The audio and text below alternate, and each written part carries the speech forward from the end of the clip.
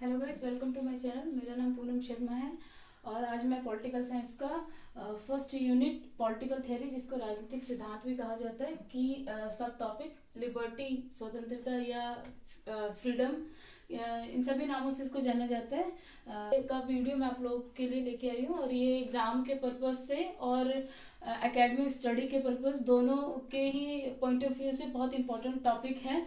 तो इसमें बहुत सारे थिंकर्स भी हम लोग कवर करेंगे। अच्छा, मैं आज के जो टॉपिक आप लोगों को अभी समझाऊंगी, उसको स्टार्ट करने से पहले मैं आप लोगों को बता देती हूँ कि पॉलिटिकल थियरी एक ऐसा सब्जेक्ट है पॉलिटिकल साइंस का, जिसमें आप लोग एक और सब्जेक्ट साथ साथ कवर करते चले जाएंगे, जिसका नाम है थिंकर्स। वेस्टर्न पॉलिटिकल थिंकर हो या वो इंडियन पॉलिटिकल थिंकर हो, उनको बार बार आप लोग पूरा पॉलिटिकल थियरी के जितने भी टॉपिक्स होंगे, लिबर्टी हो, इक्वलिटी हो, जस्टिस हो, आगे जो 16-17 सब टॉपिक्स है इसके सबके ऊपर हम लोग वीडियो लेके आएंगे। तो उनमें इन्हीं थिंकर्स का आप लोग जिक्र देखेंगे, इन्हीं थिंकर्स के विचारों को आप लोग बार बार देखेंगे, समझेंगे, पढ़ेंगे, और इनको डिटेल में आपको फिर जो मैं यूनिट सेकंड आप लोग के लिए लेके आऊंगी थिंकर्स का, स्पेशली जो वेस्टर्न पॉलिटिकल थिंकर का है और इंडियन पॉलिटिकल थिंकर जो थर्ड यूनिट है इनका, उसमें आप लोग इनको डीप में समझ पाएंगे। तो बार बार रिपीटेशन होने से आप लोग अच्छे से इन थिंकर्स के साथ रूबरू हो पाएंगे। और ये थिंकर बहुत इंपॉर्टेंट है, क्योंकि एग्जाम में इनको अलग अलग तरीके से पूछ लिया जाता है, या इनकी विचारधारा दी जाती है, और चार आप लोगों को थिंकर्स दे दिए जाते हैं, विचारक दे दिए जाते हैं। उसमें से 3 तो उसी विचारधारा के होते हैं, पर एक अलग आइडियोलॉजी के होते हैं, तो वो आपको छांटना होता है। या जब आप थ्योरेटिकली पेपर भी अटेंड करते हैं तो वहाँ पे भी आपको बहुत सारे थिंकर्स के नाम आने चाहिए, ताकि आप पेपर में अच्छे से उनको मेंशन कर पाए, उनकी थ्योरी को क्लियर कर पाए। ठीक है, तो आज का वीडियो बढ़ाते हैं हम लोग। आज का टॉपिक मैं आप लोगों के लिए जो लेके आई हूँ, जैसे मैंने स्टार्टिंग में बताया, स्वतंत्रता, जिसको हम लिबर्टी, फ्रीडम के नाम से भी जानते हैं, और बहुत इंपॉर्टेंट टॉपिक है ये। तो थोड़ा सा मैं बता देती हूँ, इंट्रोड्यूस कर देती हूँ कि स्वतंत्रता जो शब्द है वो लीबर, LIBER, लीबर, लैटिन भाषा की लीबर शब्द से लिया गया है। वहां से इसका विकास हुआ है या डेवलपमेंट हुई है, वहां से ये पहले पढ़ा जाने लगा है। और जैसे ही मॉडर्न एज आया, जिसको आधुनिक युग बोला जाता है, जो 19वीं शताब्दी, 19th सेंचुरी के बाद देखा जाता है इंडियन पॉलिटिक्स में या यूरोपियन देशों में, उसके बाद स्वतंत्रता का चलन बहुत तेजी से एकदम से विकास हुआ। स्वतंत्रता का चलन बहुत तेजी से उसका प्रसार हुआ है। स्वतंत्रता में बहुत सारे विचारक आए हैं। ठीक है, उन विचारकों को हम अभी आने वाले अपने आगे वीडियो में मैं आप लोगों के साथ डिस्कस करूंगी, जिसमें 2 विचारधारा खास कर रही है, एक नकारात्मक जिसको नेगेटिव बोलते हैं, एक सकारात्मक जो पॉजिटिव तरीके से स्वतंत्रता को, लिबर्टी को देखते हैं। ठीक है, तो पूरा इन्हीं जो विचारक है, थिंकर है, इनकी 2 अलग अलग जो आइडियोलॉजी है, नेगेटिव और पॉजिटिव, इसमें उदारवादी, मार्क्सवादी, नारीवादी, आदर्शवादी सारे थिंकर्स देखे जाएंगे। तो मैं वो जैसे जैसे डिस्कस करूंगी ना, उनको भी आपको साथ साथ क्लियर करती रहूंगी कि कौन से उदारवादी है, कौन से समतावादी है, कौन से नारीवादी है, कौन से आदर्शवादी थिंकर है, और कौन से, मैंने यहाँ पे बोर्ड में मेंशन भी किया कि नेगेटिव जो लिबर्टी को ज्यादा फोकस करते हैं वो थिंकर कौन से हैं, और जो पॉजिटिव लिबर्टी पे ध्यान देते हैं वो थिंकर्स कौन से, जो पॉजिटिव लिबर्टी की बात करते हैं। ठीक है, इससे पहले मैं आपको थोड़ा सा इसका हिस्टोरिकल बैकग्राउंड में लेके जाती हूँ, क्योंकि स्वतंत्रता को समझने के लिए आपको इसका थोड़ा बैकग्राउंड, हिस्टोरिकल जान लेना, इतिहास जान लेना कि कहाँ से इसकी उत्पत्ति हुई है, कहाँ से इसका शुरुआत हुआ है, वो जान लेना बहुत जरूरी है। ठीक है, तो जब स्वतंत्रता की बात की जाती है तो हम लोग पहले जाते हैं यूनानी युग में। हम लोग 3 युग को, 3 एजिस को देखेंगे, तभी हम स्वतंत्रता के कॉन्सेप्ट को, लिबर्टी के कॉन्सेप्ट को बहुत अच्छे से समझ सकते हैं। एक यूनानी युग, दूसरा मध्य युग, जिसको मेडिवल एज भी बोला जाता है। उस समय पे मैकियावेली का उस मेडिवल एज का एंड मैकियावेली की उत्पत्ति थी। ठीक है, और फिर तीसरा हम लोग देखेंगे आधुनिक युग, जिसका मैंने अभी आप लोग को थोड़ा सा ब्रीफ किया था। तो जब यूनानी युग की बात की जाती है तो उस समय में आप लोग को पता है कि वहां पे जैसे प्लेटो और एरिस्टोटल, उनका टाइम था, तो उनके समय पे स्वतंत्रता इतना वैल्यूएबल नहीं था, इतना मूल्यवान नहीं था, क्योंकि उस समय पे दास प्रथा थी। तो आप लोग समझ सकते हैं कि स्वतंत्रता का मतलब ही यही होता है कि किसी भी एक पर्टिकुलर इंसान को, व्यक्ति को अपने हिसाब से काम करने देना, उसे बंधनों से मुक्त कर देना। ठीक है, तो उस समय पे दास प्रथा थी, तो इससे पता लगता है कि भाई स्वतंत्रता तो नहीं हो सकती। अगर किसी को दास बना के रखा गया है, नारियों को समाज में आगे आने का प्रतिनिधित्व नहीं था, इतना अधिकार नहीं था, या जो शिल्पकार होते थे, जो व्यापारी होते थे, उनको भी स्वतंत्रता नहीं थी उस समय पे। तो यूनानी युग में ही स्वतंत्रता की कोई अवधारणा नहीं थी इतनी प्रचलित, उसके लिए कोई भी इतना ध्यान नहीं दिया जाता था। मध्य युग की जब बात की जाती है तो मध्य युग में थोड़ी जागरूकता आई समाज में, कहा जाए तो जागरूकता आई। और लेकिन कैसी जागरूकता थी कि उस समय पे, उस मध्य युग में पोप जिसको हम बोलते हैं, या ईसाई धर्म का बहुत प्रचलन था यूरोपीय समाज में, बहुत ज्यादा, और बहुत अडम्बनाओं जिसको बोल सकते हैं, जो बहुत नैरो माइंडेड थे, वो लोग बिल्कुल पॉप को या धर्म को बहुत ज्यादा हावी किया हुआ था समाज के ऊपर। तो जो धर्म गुरु होते हैं उनको वो लोग पोप का नाम देते थे, और जो इनका जो एक मेन वो था धर्म का, ईसाई धर्म का प्रतिनिधित्व जो करता था शहर, वो रोम करता था, जो इटली का कैपिटल है। रोम में जाते थे ये लोग दर्शन करने या अपना ज्ञान लेने के लिए। तो पूरी तरीके से कहा जा सकता है कि मध्य युग में, मिडवल एज में, धर्म बहुत ज्यादा समाज के ऊपर हावी था। तो उस समय कुछ लोग जागरूक हुए और उन्होंने डिमांड की कि हमें हमारे समाज को धर्म से मुक्ति चाहिए, हमारे ऊपर धर्म जो आडंबर है इनसे हमें मुक्ति चाहिए। तो उस समय स्वतंत्रता की बात की गई, और बात आई मध्य युग में धर्म से स्वतंत्रता चाहिए हमें, मतलब एक इंसान की ज्यादा वैल्यू होनी चाहिए, ना कि धर्म की ज्यादा वैल्यू होनी चाहिए या पॉप की ज्यादा वैल्यू होनी चाहिए। उस समय से उदारवादियों का समाज में पनपना, विकास होना बहुत ज्यादा शुरू होने लगा था। ठीक है, जैसे ही मध्य युग का एंड होता है, मिडवल एज का एंड होता है, और आधुनिक युग की तरफ आगे समाज बढ़ता है, 14th सेंचुरी 15th सेंचुरी के आसपास जब जैसे आधुनिक युग की शुरुआत होने लगती है, तो हम एक विचारक का नाम जानते हैं, जॉन लॉक। बहुत लोकप्रिय या फेमस कह सकते हैं, बहुत है ये नाम। तो जॉन लॉक एक समाज में लेके आया धारणा कि उन्होंने 3 तरह की स्वतंत्रता की बात की। एक जीवन की स्वतंत्रता, और जिसको वो प्राकृतिक अधिकार बोलते हैं, उसमें जीवन का अधिकार की बात करते हैं, वो स्वतंत्रता के अधिकार की बात करते हैं। यहाँ पे स्वतंत्रता आया है, उन्होंने स्वतंत्रता की डिमांड की। और तीसरा वो बोलते हैं कि संपत्ति का अधिकार होना चाहिए। तो आधुनिक युग में जॉन लॉक से शुरुआत मानी जाती है कि उन्होंने पहली बार ऐसे विचारक आए पूरे समाज में, जो धर्म के बाद उन्होंने 3 और डिमांड रखी, 3 तरह की और स्वतंत्रता की बात की कि हमें जीवन का स्वतंत्रता होनी चाहिए, हमें एक्चुअल में अपने अभिव्यक्ति की स्वतंत्रता होनी चाहिए, और अपनी संपत्ति को रखने की स्वतंत्रता होनी चाहिए, अधिकार होने चाहिए, जिसको 3 प्राकृतिक अधिकार में समेटा जाता है, बोला जाता है। ठीक है, उसके बाद ही एक और विचारक का नाम पढ़ा जाता है, जे.एस. मिल।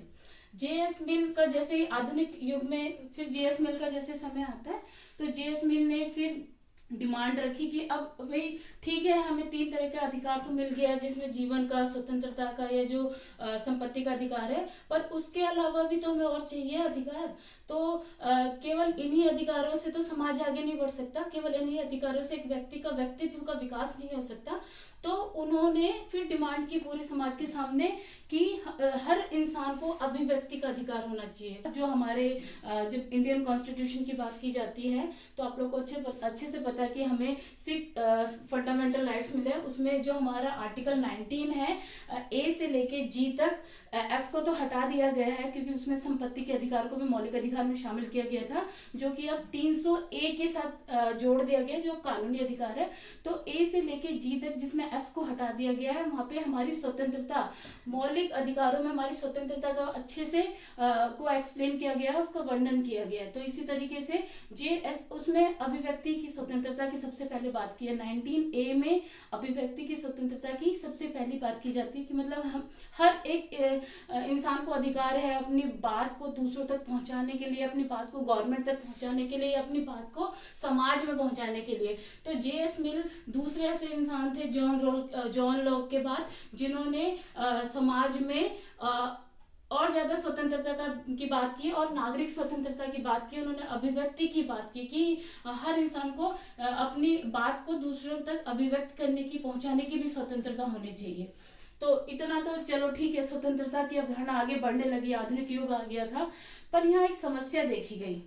क्या समस्या थी वो? ये समस्या देखी गई थी कि स्वतंत्रता की तो बातें चारों तरफ की जाने लगी थी आधुनिक युग में, मॉडर्न एज में, पर इसके साथ एक समस्या भी आई कि स्वतंत्रता किसकी है, किसको मिलेगा ये इम्पीचमेंट का अधिकार, या किसको मिलेंगे ये तीन जो जॉन लोग बोलते हैं कि जीवन का अधिकार होना चाहिए, स्वतंत्रता का अधिकार होना चाहिए, संपत्ति रखने का। तो ये उस टाइम पे फील किया गया, और खासकर यूरोपियन विचारकों की विचारधारा थी, यूरोपियन देशों में ज्यादा ये डिमांड पनप रही थी उस समय पे। बाकी तो कॉलोनी थे उस समय पे, एशिया अफ्रीका का तो नाम ही नहीं आता था इतना। तो उसके साथ साथ एक समस्या भी देखी गई कि देखा गया कि जब स्वतंत्रता की बात की जा रही है तो ये कुछ विशेष, कुछ तबका जो है, मुट्ठी भर लोगों के हाथ में ही स्वतंत्रता थी, फ्रीडम थी। वो मुट्ठी भर लोग कौन थे? जो ज्यादा आर्थिक रूप से संपन्न थे, या फिर जो राजघरानों से संबंधित थे, या राजनेता थे, जो शासन व्यवस्था में जिनकी बड़ी पकड़ थी, उन्हीं तक स्वतंत्रता थी। मतलब वो जो चाहते थे उसी तरीके से वो समाज का रुख बदलने की कोशिश करते थे। बाकी जो आम जनता थी उनको तो कोई स्वतंत्रता नहीं थी। बहुत ज्यादा भेद देखा जाता था, डिफरेंसेस देखे जाते थे सोसाइटी में, इकोनॉमिकली डिफरेंसेस देखा जाता था, समाज में इतनी सारी कुरीतियां थी उसमें देखा जाता था। तो स्वतंत्रता तो एक्चुअल में मिली नहीं, जिसकी इतने दिनों से लड़ाई चली, इतने युग से लड़ाई चली, 13वीं शताब्दी से, और अभी तक भी देखा जाए तो एक्चुअल स्वतंत्रता मिली नहीं थी। 17, 18, 19th का सेंचुरी तक आ गया था। तो इसके साथ एक और अवधारणा या कॉन्सेप्ट सामने आए उभर के हम सबके सामने, जो आपका सेकंड यूनिट है। मैं नेक्स्ट वीडियो में उसको डिटेल में आप लोग को एक्सप्लेन करूंगी। स्वतंत्रता के साथ उस समस्या जब आई, देखी गई समाज में कि सिर्फ मुट्ठी भर लोगों के हाथ में फ्रीडम आके कैद हो गई है, स्वतंत्रता आके कैद हो गई है, वही पूरे समाज का प्रतिनिधित्व लेते हैं, पूरे समाज के लिए एक निर्णय लेते हैं, वही डिसीजन लेते हैं, पूरे समाज से पूछा नहीं जाता है। अभिजन, जिसको एलिट वर्ग बोला जाता था, तो उनके हाथ में स्वतंत्रता थी एक्चुअल में। तो ये तो बहुत बड़ी समस्या है, एक्चुअल में तो स्वतंत्रता, लिबर्टी किसी को मिली नहीं। तो इसके साथ साथ दूसरी अवधारणा का भी विकास देखा गया। पर तभी समाज में जो विचारक थे वो दो वर्गों में बट के सामने आए। कुछ का मानना था कि स्वतंत्रता और समानता एक दूसरे के पूरक होते हैं, स्वतंत्रता के लिए समानता की आवश्यकता को व्यक्त किया।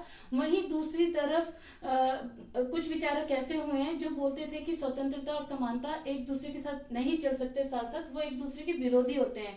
जैसे कि लॉर्ड एक्टन जैसे विचारक, अभी पीछे नेट का पेपर हुआ था, उसमें लॉर्ड एक्टन का भी नाम आया था, जहाँ पे ये क्वेश्चन डायरेक्ट पूछा गया था कि कौन ऐसे विचारक है जो स्वतंत्रता और समानता की अवधारणा को एक दूसरे के विरोधी मानते हैं। ठीक है, तो ऐसे थिंकर्स आप लोगों को पता होने चाहिए। तो इसी बिहार पे स्वतंत्रता, जो लिबर्टी की जो कॉन्सेप्ट चल रहा था, उसको दो धाराओं में बांट के देखा जाने लगा आधुनिक समय में, मॉडर्न एज में। एक तरफ नेगेटिव लिबर्टी की बात की जाने लगी, नकारात्मक स्वतंत्रता की, वहीं दूसरी तरफ सकारात्मक स्वतंत्रता की बात की जाने लगी।